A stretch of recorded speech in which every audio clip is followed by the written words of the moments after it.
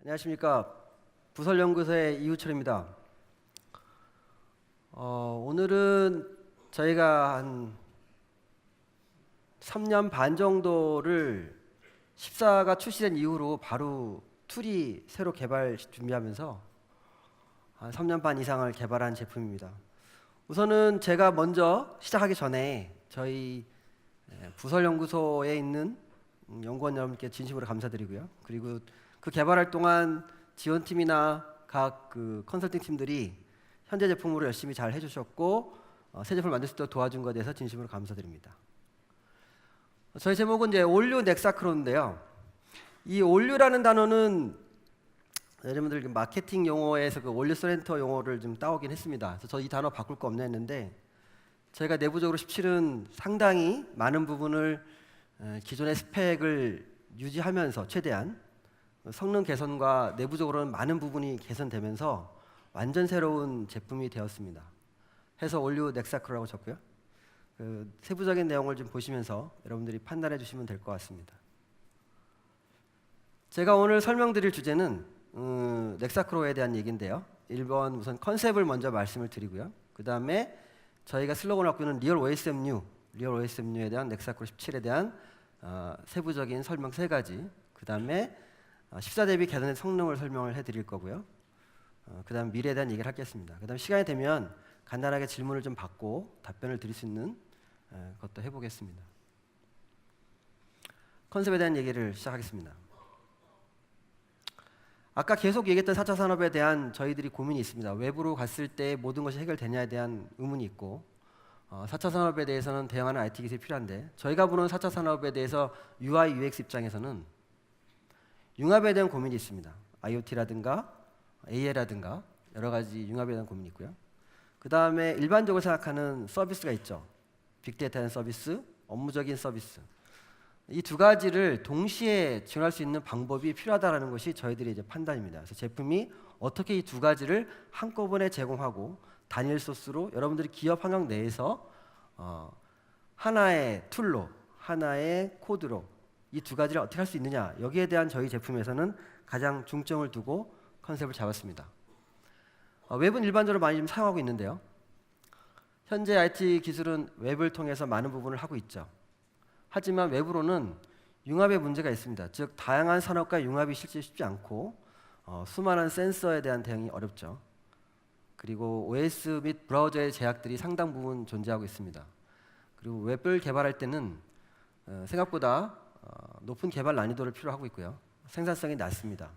이 브라우저가 갖고 있는 제품적인 특성, 그리고 업체들이 다양함으로 인해서 표준이라고 하지만 그 내부적으로는 상당 부분 우리가 맞춰야 될 것들이 상당히 많이 있습니다. 그래서 요즘에 이 센서에 대한 처리, 디바이스에 대한 처리 부분들을 하기 위해서 이제 HTML5의 하이브리드라는 컨셉이 좀 최근에 나왔었죠. 하이브리드는 생각 외로 또 안드로이드 같은 경우에는 웹뷰를 인베딩에 쓰다 보니까 그 OS별 파편화들이 상당 부분 문제가 됐었고요.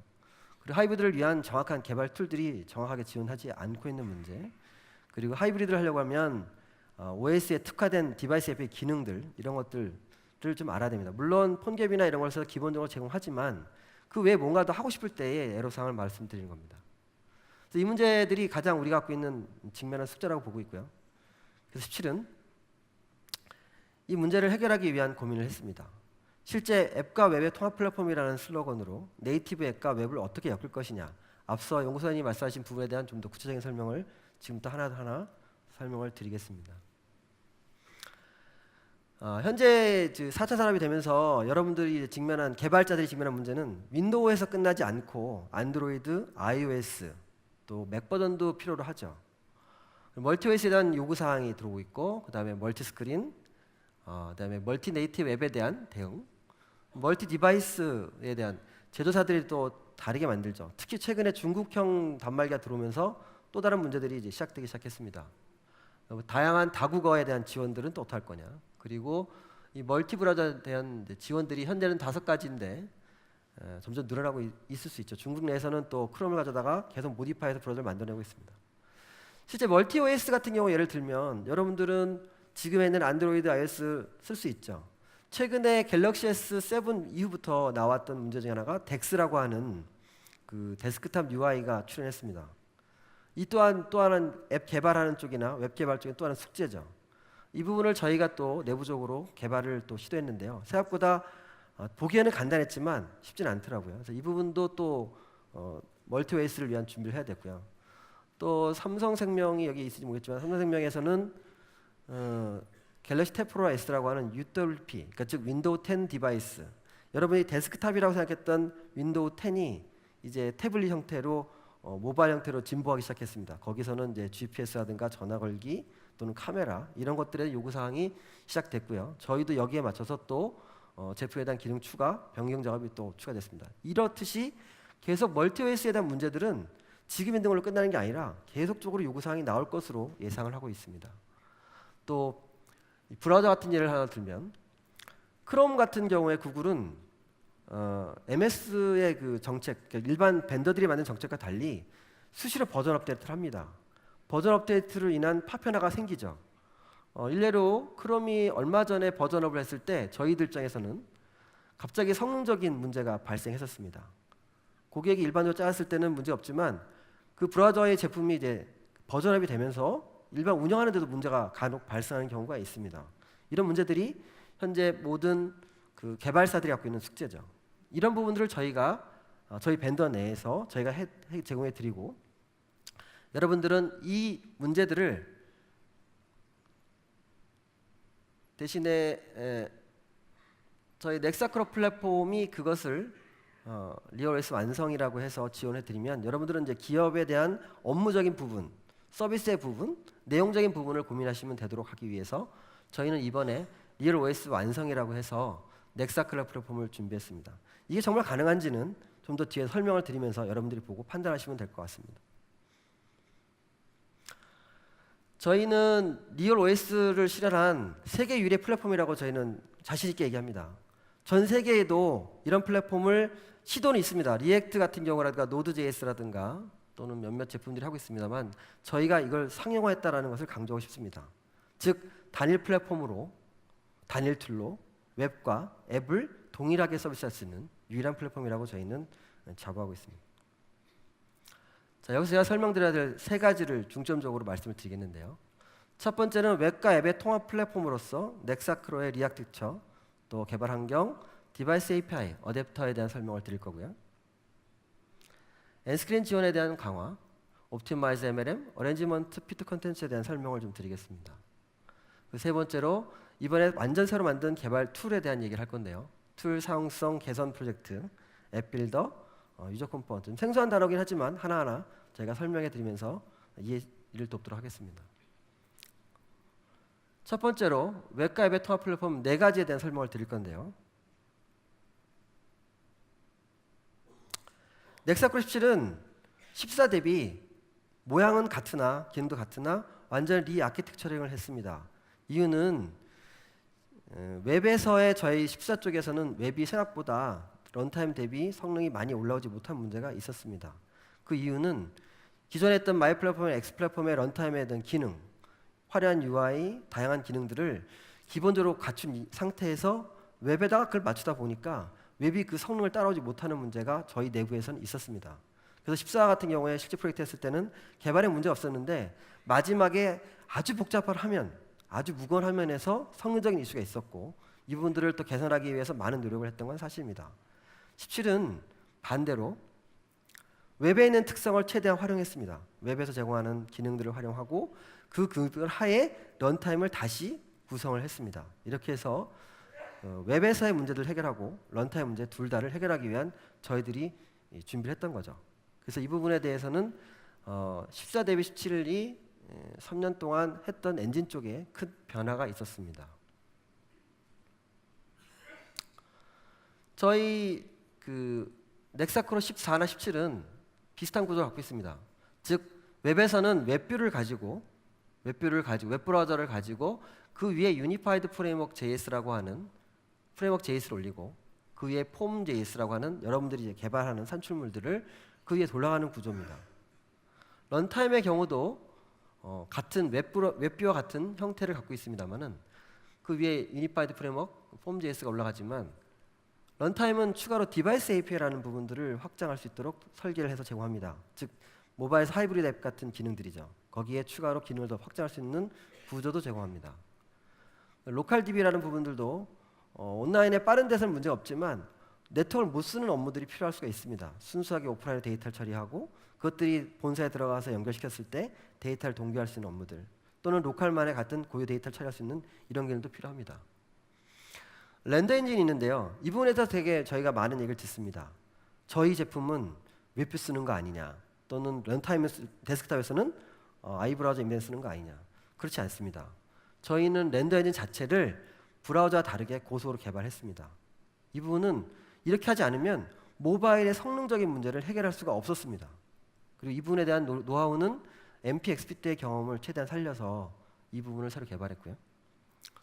스크립트 엔진은 V8을 저희가 차용했습니다. 기존에는 저희가 순수 개발한 스크립트 엔진을 썼었는데요. 그것들이 최근에 브라우저가 프레임워크 기반에 갈 수 있었던 가장 근본적인 변화의 핵심은 스크립트 엔진이 지트 컴파일러 방식으로 거의 반 어셈블리 코드를 만들어내고 수행되는 방식을 쓰기 때문에 여러분들이 최근에 외부로 업무를 시작할 수 있던 가장 HTML5라고 했던 그 타이틀에는 이 브라우저 스크립트 엔진이 많은 역할을 했습니다. 즉 예전에 i8이나 i9, i10일 때는 왜 외부로 못 갔냐? 결국은 스크립트 엔진의 문제, 렌더 엔진의 문제가 있었습니다. 최근에 HTML5를 통해서 기업 유연할 수 있던 것도 이 또한 스크립트 엔진과 브라우저가 개선이 되고 하드웨어가 좋아졌기 때문이긴 하죠. 그래서 저희는 이번 그 넥사코 17에서는 스크립트 엔진을 V8로 해서 최신 버전을 사용하면서 성능을 고도화했습니다. 자, 이런 구조에서 위지 기반의 통합 개발 환경인 넥사크로 스튜디오를 제가 이번에 개발했는데요. 즉 여러분들은 넥사크로 스튜디오를 가지고 화면을 개발합니다. 일반적으로 컴포넌트를 올려놓고 데이터를 놓고 바인딩을 통해서 업무를 개발하죠. 이 개발한 결과물이 폼.js라고 하는 저희가 말하는 XFDL이 이제 만들어지고 이거를 제너레이팅을 통해서 즉 폼.js를 만들어냅니다. 이 JS가 여기 서버에 디플로이하거나 또는 로컬에 놓을 수도 있는데 이게 폼 XFDL에 똑같이 사용이 되는 구조죠. 이렇게 되면 아까 말씀드렸듯이 운영 환경은 뒤로 가고 여러분들이 원하는 업무를 중심으로 화면을 구성합니다. 스크린별로 개발하죠. 그리고 이것을 내가 처음엔 외부로 했다가 또는 어떤 상황에 따라 이 고객은 외부로 느려, 이 화면은 느려. 그랬을 때 런타임으로 바로 바꿀 수 있는, 수행할 수 있는 그건 가능한 거죠. 국내 경쟁 제품 같은 경우에는 툴이 단일하지만 런타임용 따로, 웹용 따로 이런 식의 개발 방법도 제공하고 있는데요. 저희는 이 유니파이드 프레임워크 JS에 많은 공을 들였습니다. 저희가 이것을 세계 유일이라고 얘기했던 것도 그거고요. 웹뷰는 HTML 노드라고 하는 방식으로 화면을 구성하고요. 저희는 렌더 엔진을 통한 단일 노드를 통해서 업무 화면을 구현하는 것은 모두 유니파이드 프레임워크 JS 내에서 이루어지는 거고요. 여러분들은 폼 JS를 만드는데 이때 사용하는 기술들이 이제 기본적으로 버튼이나 컴포넌트, 그리드 컴포넌트, 이번에 새로 만든 리스트 뷰 컴포넌트, 차트 컴포넌트들을 그 컴포넌트 기준으로 개발하시는 거죠. 그리고 런닝상에서 운영 환경에 맞춰서 모바일, 안드로이드, iOS 또는 맥, 윈도우 향후 또 나온 새로운 OS들 또 새로운 브라우저들에서 저희가 적절히 맞춰주면 여러분들이 만든 산출물들은 거의 그대로 돌아가게 할 겁니다. 향후에서도 미래에서도 이 구조는 계속적으로 저희가 갖고 있는 근간으로 가져갈 겁니다. 그러면서 기업들은 이 툴로 이용을 해서 업무를 계속적으로 만들어내고 기업 내 개발자들도 이 단일 툴로 양성을 할 수가 있으면 다른 OS에 대한 고민들이 최소화하죠. 물론 OS에 특화된 기능들은 부득이 모듈을 개발해서 넣는 경우는 있습니다. 왜냐하면 저희가 제공하는 기본 컴포넌트 외에 고객에서 요구하는 또는 새로운 IoT 기기들 이런 부분들에 대해서는 저희가 다 대응할 수 없기 때문에 여러분들이 필요에 따라서 업무에 개발할 수 있습니다. 다만 그 이후에 운영할 때는 JS를 통한 관리가 원활하게 또 서비스가 될 수 있다는 것이죠. 디바이스 API는 지난 14 대비 IoT 연동 기기 연동에 대한 부분들이 강화됐습니다. 바깥에서 보셨겠지만 그 에어큐브라고 하는 엔비디아가 만든 컴포넌트를 그게 IoT 기기인데요. 블루투스 BLE 방식으로 되어 있는 건데 그것들을 연동할 수 있게 저희가 인터페이스 제공한 거고요. 그 기존에는 에어큐브라고 하는 녀석을 제공할 때 안드로이드는 자바를 주고 또는 단위 모듈에 따라 제조사가 벤더가 모듈을 제공하죠. 하지만 이번에 했던 거는 그게 아니고 저희가 갖고 있는 기본 블루투스 기능 위에 스크립트 방식으로 그 표준 프로토콜에 대한 그들이 약속한 프로토콜을 스크립트로 구현을 한 겁니다. 그렇게 해서 스크립트에 의해서 에어큐브에 있는 센서 데이터를 파싱하고 지시하고 하는 것들이 스크립트로 가능하다는 게 중요합니다. 누구나 IoT 기기는 붙입니다. 바이너리 붙이죠, 일반적으로. 그렇게 하면은 계속적으로 여러분들이 갖고 있는 내부에 있는 인력 중에 그 모바일 전문가 또는 IT 전문가 그런 사람들이 필요한데 저희는 그것들을 최소화하기 위해서 기본적으로 IoT 기기를 위한 와이파이 또는 블루투스, 비컨 이런 것들 단위 모듈을 내부적으로 제공해주고 그 위에 여러분들은 스크립트로 데이터 통신을 맞추는 겁니다. 그렇게 해서 IoT 기기 연동을 좀 더 원활히 할 수 있는 거죠. 즉 전문 OS 개발자가 아니더라도 IoT 기기를 바로 어디든지 가져와서 그걸 그 통신 규약대로 제가 제공해준 규약대 붙이고 내부 사용에 대한 값만 여러분들이 스크립트 작성하시면 바로 IT가 붙는 방법 이렇게 해서 개발 생산성을 높이겠다는 게 저희들의 전략입니다. 확장에 대한 부분들을 얘기할 수가 없는데요. 일반적으로 유저 컴포넌트를 통해서 컴포넌트 개발을 하면 됩니다. 저희는 이 노란 부분에 대해서 인터페이스를 더 확장해 드렸는데요. 뭐냐면 웹이든 네이티브 앱이든 데이터 통신에 대해서 저희가 정해진 규격화된 포맷이 있습니다. 하지만 앞으로 뭐 제이슨 데이터 또는 다양한 데이터 포맷들이 확장될 수 있고요.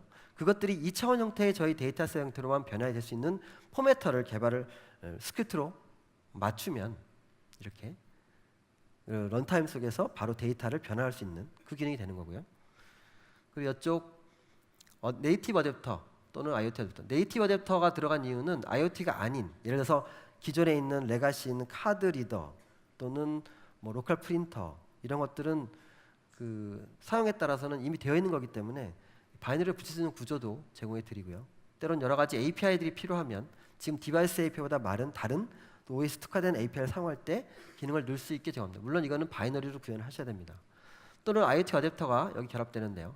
이건 아까 얘기했던 스크립트 방식 말고 저희가 제공하지 않는 바이너리 모듈도 결합할 수 있도록 인터페이스가 되어 있고요. 저희가 원하는 건 이런 부분들도 있지만 좀 더 원활하게 스크립트에서도 IoT 붙일 수 있는 그런 인터페이스를 제공한다는 것을 다시 한번 말씀드리겠습니다.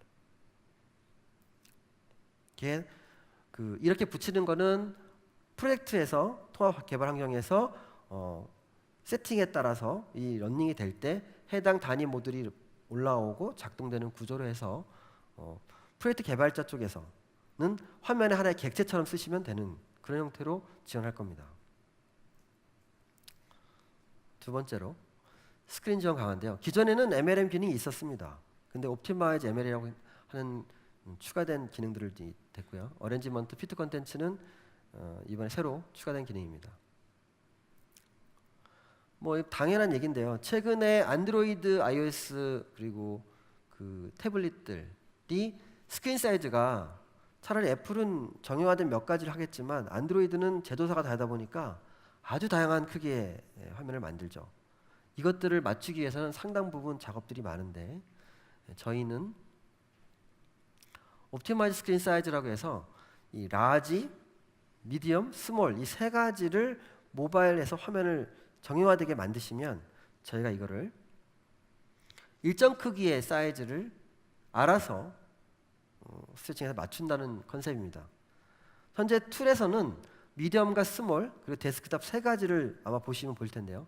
라지 같은 경우에는 필요하면 넣으셔도 되고 아니면 더 필요하면 중간에 좀 더 이쁘게 하기 위해서 저 화면들을 템플릿을 넣어서 나머지 화면 단위별로 구현하면 그것들이 적절하게 모바일 기기에 맞춰서 화면들이 올라오고 펼쳐져서 여러분들이 이 세 가지 정도, 두 가지 정도만 개발하시면 그 일반적인 디바이스는 다 개발할 수 있도록 저희가 조절했습니다.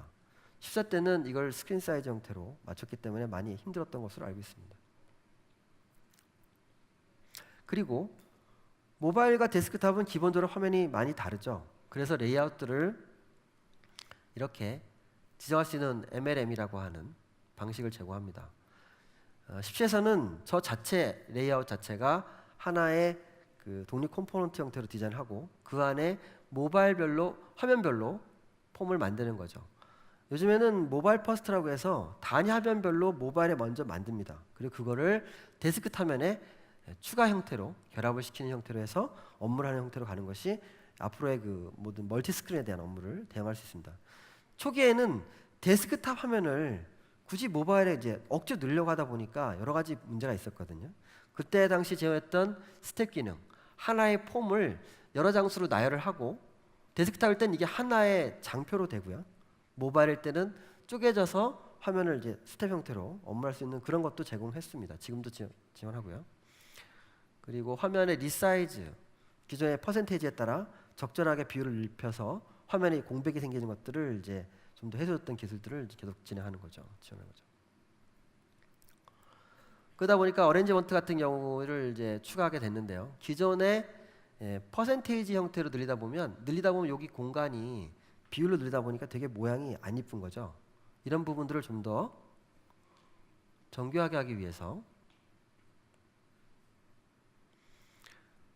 컴포넌트 간의 간격을 주고 이 컴포넌트의 좌표는 메인 제로제 좌표가 아니라 이 앞에 있는 컴포넌트의 좌표 기준으로 영향을 주고 컴포넌트 크기는 퍼센트를 해주면 이 간격이 일정하게 맞춰줌으로써 모양이 좀 더 정교하고 이쁘게 할 수 있도록 저희가 제공하는 거죠.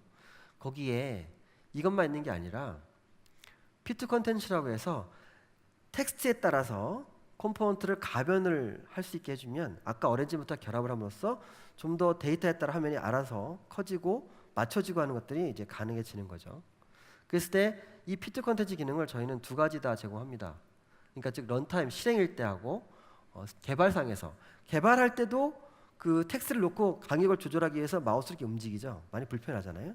그것들도 툴에서는 선택만 하면 알아서 텍스트 크기에 맞춰서 컴포넌트를 줄여주고 이때 민 사이즈, 맥스 사이즈를 줘서 더 이상 늘어나지 않게 또는 작아도 일정 크기 유지하게 거기에 따라 너무 늘어나면 워드레이를 줘서 텍스트가 내려갈 수 있게 이렇게 해서 정형화된 모형을 최대한 살릴 수 있도록 이런 것들을 저희가 제공하는 거죠. 예를 들어서 공지사항 같은 경우에 예를 든 건데요. 스태틱이 처음에는 화면 뒤할 때 비어 있습니다. 그 내용은 서버에서 그때그때 가져오는 거죠. 그러면 이 텍스트는 얼마나 기가 늘어날지 모릅니다. 그때 컴포넌트는 자동으로 늘어나는 거죠. 일반적으로 이거 할 때는 여러분들이 이제 저희 쪽 제품에서는 사이즈를 크기에 따라 조절했던 거고요. 이것들을 이제 자동으로 해주고 이것에 따라 어레인지먼트 주면 같이 늘려서 전체 화면을 굳이 손 안 대도 데이터에 따라 화면이 자유롭게 변동된다는 겁니다. 툴에서도 이렇게 하진 않겠지만 대략 컴포넌트를 놓고 텍스트를 놨을 때 이렇게 맞춰주는 형태를 하나의 원클릭으로 맞춰주는 기술을 제공해 주는 거죠. 그러면 개발할 때 많은 부분 편하게 빨리빨리 개발할 수 있다라고 저희는 보고 있습니다. 자, 세 번째로 이제 개발 툴에 대한 얘기를 할 건데요. 개발 툴에는 이제 사용성 개선을 했고요. 앱빌더, 유저 컴포. 앱빌더라고 하는 것은 그 모바일을 앱으로 만들 때 일반적으로는 이제 iOS 같은 경우는 맥에다가 놓고 엑스코드라는 툴을 놓고 컴파일을 통해서 빌드를 해야 되죠. 안드로이드도 안드로이드 스튜디오로 개발해야 되는데 저희는 그것을 윈도우에서 서버 쪽을 통해서 그것들 자동으로 앱을 만들 수 있도록 함으로써 여러분들은 윈도우 내에서 손쉽게 앱을 만들 수 있는 그런 기술들을 제공합니다. 일본을 아시는 분은 아시겠지만 폰갭 같은 경우 아도비에서 했던 그 기술과 유사합니다. 다만 저희에 맞춰서 개발을 한 거죠. 그리고 유저 컴포넌트, 룰 베이스 컴포넌트는 생소한데 또 뒤에 가서 더 설명을 드리겠습니다. 툴의 경우는 저희가 개발 생산성을 위해서 요구사항 도출 방법, 요구사항 분석 방법을 두 가지를 가지고 상당히 많은 부분 툴을 만들어 놓고 사용성 점검을 했습니다. 그래서 저희가 일본 만든 툴은 사용성 모델 기반의 UI 분석 그리고 유저빌리티의 사용자가 실제 해보면서 어떤 실수를 하는지 어떤 식의 시간이 늦는지 그런 것들을 면밀히 검토를 했고요. 그걸 기반으로 사용자 이슈라든가 패턴 시간 분석을 통해서 개발 생산성에 불편한 부분들을 상당 부분 많이 고민을 했습니다. 이것이 여러분들 개발하는데 많은 부분에 도움이 될 거라고 보고 있고 이 부분은 지속적으로 계속 할 겁니다. 이클립스를 가지고 개발을 많이 하고 계시는데 저희는 이클립스에다가 넥사크로 스튜디오를 넣지 않습니다. 이클립스는 여전히 좀 무겁고 일례로 안드로이드 같은 경우에는 안드로이드 스튜디오를 따로 떼서 환경을 만들듯이 저희는 이클립스의 무거움을 알고 있기 때문에 저는 끝까지 스튜디오를 독자 개발을 통해서 개발의 퍼포먼스를 높일 겁니다. 저희 툴에서는 화면이 100개까지 올려도 문제가 없고요. 사실 1000개까지 올리면 하드웨어가 된다면 1000번 올려도 상관없어요. 왜냐하면 그 1000번을 다 올리는 게 아니고 화면은 딱 하나를 가지고 하시기 때문에 나머지는 데이터 형태로 없기 때문에 그런 것들이 가능하죠. 그리고 사용성 개선 프로젝트가 가장 재밌었던 게 뭐냐면 웹 개발자들이 어떻게 개발하는지 유심히 봤습니다. 그리고 저희는 어떻게 개발하는지 함께 봤죠. 웹은 HTML 개발 방법로는 디자이너, 퍼블리셔가 앞단에서 모든 디자인을 끝내야 화면 개발에 들어가는 직류열 개발 방법을 하고 있습니다. 이렇게 하면은 디자이너, 퍼블리셔가 얼마만큼 노력을 들이냐가 중요하겠지만 그 시간이 많이 걸리면 뒤에 개발자들이 많은 시간이 부족한 상태에서 생산을 해내야 되는 불편함이 있었습니다. 저희는 병렬 개발 프로세스를 지원합니다. 즉 디자인을 하고 컴포넌트는 컴포넌트를 별도로 개발하고 나중에 결합해서 만드는 방식을 통해서 개발자가 충분히 고민을 하고 만들 수 있는 그런 시간을 더 확보할 수 있는 방법을 제시하는 거죠. 자, 이제 앱빌더인데요. 앱빌더는 저희가 넥사크로 스튜디오에서는 그 웹과 앱이 있고 앱에는 윈도우 런타임, 안드로이드 앱, iOS 앱, 맥이 있습니다. 이 네 가지가 똑같은 저희 입장에서는 동일한 앱이고요. 이 앱을 단일 앱빌더를 통해서 만들어냅니다. 세팅을 통해서 컨텐츠를 결합해서 오프라인을 위한 배포 컨텐츠도 되고요. 순수 온라인을 통한 서버 쪽이라 할 때 순수 앱만 만들어내는 방법도 되고 또는 성능에 따라서는 컨텐츠를 일부 앱에다 패킹을 해서 로컬에 설치한 이후에 일부 부분 로컬에 올리고 또 자주 바뀌는 화면들은 서버에서 받는 이런 하이브리드 형태도 가능하도록 제공이 됩니다. 웹에서는 절대 안 되죠. 웹에서는 모든 게 다 서버로 가거나 또는 특정 브라우저는 로컬도 가능한데 대부분 웹은 온라인을 기준으로 하죠. 근데 앱은 그 온라인과 오프라인 그 중간 단계가 다 가능하도록 할 수 있습니다. 그것들이 이 앱 빌더를 통해서 여러분들은 OS에 가서 빌드하지 않고 갖고 있는 윈도우 버전 내에서 바로 그냥 컴파일이 리모트로 원격으로 되고 사용할 수 있는 구조가 됩니다. 이렇게 하면서 운영하는 사람들은 굳이 그 특별한 OS에 대한 전문 지식이 없더라도 배포상에서는 주로 화면에 대한 변화가 많기 때문에 이런 배포들이 원활히 될 수 있고 할 수 있는 거죠. 자, 여기서 좀 어려운 얘기를 좀 하겠습니다. 유저 컴포넌트는 아마 아실 겁니다. 컴포넌트를 계승받고 확장하는 방법은 아니에요. 룰 베이스 컴포넌트라는 게 저희가 추가했는데요. 유저 컴포넌트로 개발하면은 좀 작업이 좀 번거롭습니다. 계승을 받고 속성을 추가하고 일련의 포맷을 해야 되는데 그것보다 좀 더 심플하게 어차피 컴포넌트의 일부 기능만 확장할 거라고 가정했을 때는 룰 베이스라는 용어를 써서 어그레이션 방식을 썼는데 결과적으로는 컴포넌트의 일부 함수들만 대신 재사용하게 만들고 그것들을 오버라이딩해서 기능을 확장하는 거죠. 이렇게 되려면 컴포넌트가 일부 저렇게 가능하도록 구조를 제공해 줘야 합니다. 더 뒤에 설명을 또 드리겠습니다. 유저 컴포넌트 개발 방법은 개발과 디플로이, 인스톨이 있는데요. 개발상에서는 저희 툴에서 컴포넌트 계승받고 컴포넌트의 메소드, 이벤트, 프로퍼티를 추가해서 코딩을 합니다. 그리고 이거를 디플로이를 통하면 집을 만들어내는데요. 이때 JS 코드들과 필요한 단위 바이너리 모듈들, 그 다음에 관련된 인터페이스 정보가 있는 메타 정보가 하나에 묶여서 디플로이가 만들어내고요. 이 디플로이된 단위는 업무 프로젝트에서는 임포트 시켜서 여러분들이 업무 화면 단에 쓰는 프로젝트 내에서 그 컴포넌트 등록을 하고 사용할 수 있는 구조를 UI상으로 제공합니다. 웹에서는 이걸 하기 위해서는 상당 부분 텍스트를 옮기거나 하는 작업을 해야 되는데 그런 기술이 없도록 쉽게 할 수 있도록 하는 겁니다. 그래서 저희가 원하는 거는 유저 컴포넌트 개발자들이 많은 부분들이 유저 컴포넌트를 만들고 이것을 통해 생태계를 만들고 싶습니다. 그래서 밖에 보면 유저 리포트라든가 여러 다양한 협력사들이 만드는 컴포넌트들을 이런 유저 컴포넌트 단위로 만들고 배포하고 구매해서 프로젝트에서 손쉽게 쓸 수 있는 이런 구조를 제시하는 거죠. 룰 베이스 컴포넌트는 예를 들어 그리드 같은 경우에 달성이라고 하는 이 수치값을 이렇게 차트로 받고 싶다면 현재 기능으로는 없다고 가정했을 때 이런 거 할 때는 이제 그리드를 계승받아가지고 많은 작업을 해야 되는데 저희가 그리드를 예를 들어서 룰 베이스 형태로 구조화하고 이런 부분들은 셀이라고 하는 이 셀 정보와 요 배치에 대한 레이아웃 정보 이 두 개를 오버라이딩을 해서 이런 구조를 만들 수 있는 구조 이런 식으로 해서 함수 단위로 몇 개를 추가하면 컴포넌트가 확장될 수 있는 이런 부분에 대한 연구를 하고 있습니다. 이분은 이번에 출시에는 바로 들어가진 않지만 저희가 지속적으로 연구를 하고 개선해서 이번에 늘려고 합니다.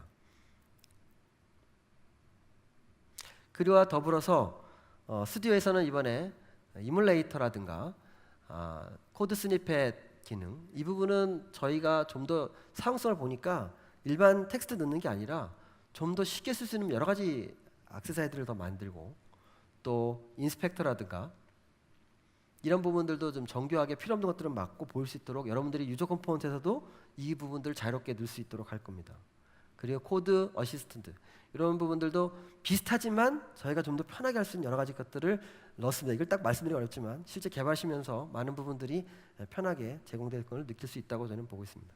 그리고 로컬 웹 서버가 있는 거죠. 그래서 웹 브라우저에 기존에 뭐 세팅할 필요 없이 서버를 바로 로컬에서 돌려볼 수 있도록 하는 기능들을 이번에 추가했습니다. 성능 얘기를 좀 하겠는데요. 렌더링 성능 개선을 좀 했습니다. 그래서 기존에는 화면에 원본이 있고 표시되는 영역이 더 크면 그 순간 저희가 바이리널 인터폴레이션을 해서 화면을 맞추던데, 이거를 내부 캐시 컨트롤에 의해서 만약에 이렇게 옮길 때 미리 한번 사이즈에 맞춰서 만들어 놓고 이거를 바로 화면에 맨카페 형태로 하면 전체 화면 속도가 빨라지는 형태의 효과를 얻을 수 있습니다. 이건 런타임에서 성능 개선한 부분이고요. 스타일 처리 방석도 지금 넣었는데요. 이 부분은 기존에는 CSS 방식으로 저희가 개발을 하지만 내부적으로는 런타임에 맞춰서 JS를 만들고 이것들이 러닝할 때 하단 컴포넌트에 스타일을 지원하는 방식이었습니다. 이렇게 하는 거를 저희가 브라우저별로 CSS를 기능을 활용할 수 있게 실제 브라우저형 CSS를 생성을 해내고, 이것들이 없는 기능들은 별도의 맵을 만들어서 브라우저에서 최대한 할 수 있도록 저희가 성능 개선한 거죠. 이렇게 하면 성능이 이런 식의 차이가 났습니다. 14 대비 브라우저가 런타임의 경우 6배, 2.6배, 사파리는 48배 정도 성능 효과가 있었고요. IE는 2.3배, 2.9배. 또 리스트박스 같은 경우 보가 컴포넌트 경우도 효과가 더 극명하게 나타나는데요. 6배, 3.3배, 그리고 4배 이상의 IE에서는 효과를 봤습니다. 그 다음에 컴포넌트 생성 구조 자체를 14때는 스크립트에서 일일이 노드를 HTML 노드 생성했었는데, 이거를 inHTML이라고 하는 스트림 방식의 브라우저가 생성할 수 있는 구조로 내부적인 변경이 있었습니다. 이렇게 하면 컴포넌트 생성할 때 일일이 스크립트 돌아가는 게 아니라 HTML 웹 브라우저가 이 스트림을 가지고 화면의 노드들을 일관되게 저희가 넣어주면 브라우저가 내부 코드에서 노드를 생성함으로써 화면 생성 속도가 기하급수로 빨라지는 거죠. 보시면 이렇게 차이가 났습니다. 아주 작은 부분이지만 전체적인 성능에서는, 복합적인 화면에서는 이런 것들이 영향을 많이 주게 돼서 많은 부분 개선이 될 겁니다. 이렇게 해서 저희가 17에 리아키텍처 했다는 얘기를 하는 겁니다. 리스트박스도 이런 차이가 났던 거죠. 저희가 이 앞으로 넥사크로의 미래를 잠깐 영상에 말씀하셨는데, 저희가 좀 더 구체적으로 말씀드리면, 아까 유저 인터페이스는 상호 인터페이스고요. 기존에는 옛날부터 천공 카드라든가 인풋이 이렇게 발전이 되어 왔고, 출력은 텍스트에서 GUI로 바뀌었죠. 여기까지 와 있었습니다만 앞으로는 사람의 자연스러운 상호적인 인터페이스가 뉴트럴 유저 인터페이스라고 해서 멀티터치 또는 보이스 컨트롤 또는 제스처 리커나이즈, 아이 트래킹, 나중에는 브레인 컴퓨팅 인터페이스에 사람의 생각대로 뭔가 지시하는 것, 이런 것들을 어떻게 할 거냐, 저희는 바라보는 시선이었습니다. 다양한 인풋이 이제 생길 거고요. 출력도 다양해질 겁니다. 이거를 넥사크로에서는 트랜듀서라고 하는 변환기를 중간에 결합을 시킬 겁니다. 그리고 앞단에 다양한 그 기기의 입력들은 기계에서 주면 결과적으로 저희한테 지시하는 것들은 하나의 커맨드들이겠죠. 그 커맨드를 하나의 지배를 시키고 그것들에 대한 이벤트를 저희가 싱글 코드, 자바스크립트 코드로 제어를 하고, 컴포넌트는 앱스트랙트 컴포넌트로 발전시켜서 UI상에 맞는 컴포넌트로 기능을 확장하는 거죠. 그렇게 해서 이 앱스 컴포넌트가 일부가 데스크탑에 쓸 수도 있고 모바일 또는 새로운 기기에 돌아갈 수 있는 구조로 계속적으로 진화시킬 계획을 갖고 있습니다.